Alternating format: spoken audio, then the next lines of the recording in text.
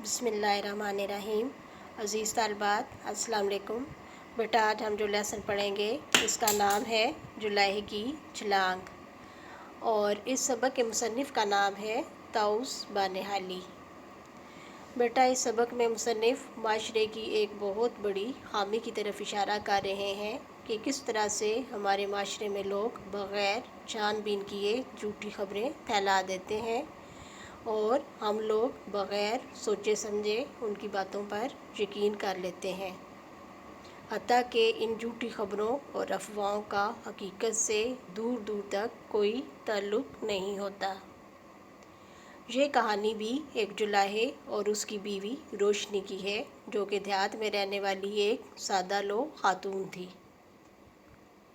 एक दफ़ा जुलाहा, जो कि अपने काम में मसरूफ़ था, अचानक उसकी बीवी खाना लेकर आई तो उसने बेख्याली में अपनी बीवी से कहा कि रोशनी, आज तुमने रोटियां ज़्यादा बना ली हैं।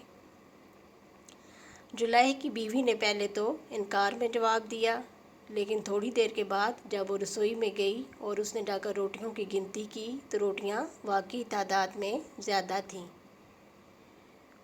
वो भागी हुई वापस आई और अपने खामद के पाँव पकड़कर उससे माफ़ी मांगने लगी। वो समझी कि उसका शौहर जुलाहा कोई पहुंचा हुआ बुज़ुर्ग है, जो कि अंदर की रोशनी से अंदर का सब हाल मालूम कर लेता है।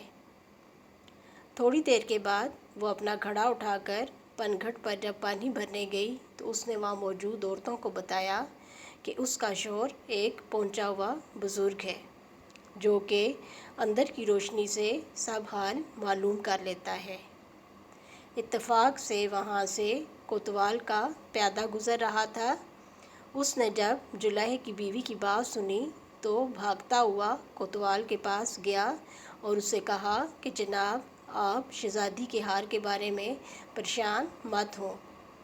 आप करीब ये गांव है, वहाँ पे एक जुलाहा रहता है, जो कि अंदर का सब हाल मालूम कर लेता है। कोतवाल ने प्यादे को हुक्म दिया कि वो जुलाहे को लेकर फ़ौरन शाही दरबार में हाजिर हो। जब जुलाहा शाही दरबार में आया तो उसे घबराहट महसूस होने लगी और वो परेशानी के आलम में बुड़बुड़ाने लगा कि रोशनी, ये सब तुम्हारा कसूर है। इत्तफाक से जुलाहे को जो खादमा लेकर बादशाह के पास जा रही थी, उसका नाम भी रोशनी था। जब उसने जुलाहे के मुंह से अपना नाम सुना तो वो डर गई और फ़ौरन जुलाहे के कदमों पर गिरकर माफ़ी मांगने लगी और उसने अपना जुर्म कबूल कर लिया। जुलाहे ने अक्लमंदी से उसकी जान बचाई और उसे माफ़ कर दिया। इसी तरह आगे पीछे जब 3-4 बातें गांव वालों की जुलाहे ने पूरी की तो उन सब का जुलाहे पर पुख्ता यकीन हो गया कि ये कोई पहुंचा हुआ बुज़ुर्ग है। जुला इन सब बातों से तंग आ चुका था और वो सादा ज़िंदगी बसर करना चाहता था, लेकिन गांव के लोग उसका पीछा नहीं छोड़ रहे थे। आखिरकार एक दिन तंग आकर जुलाहे ने गांव छोड़ दिया, मगर उसके अकीदतमंदों ने इसके घर की जगह आस्ताना बना लिया।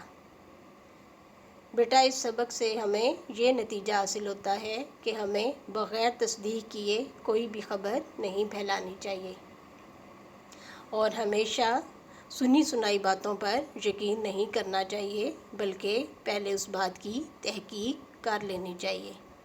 ये तो था हमारा आज का सबक। उम्मीद है कि आपको अच्छे से समझ आ गया होगा। अल्लाह हाफ़िज़।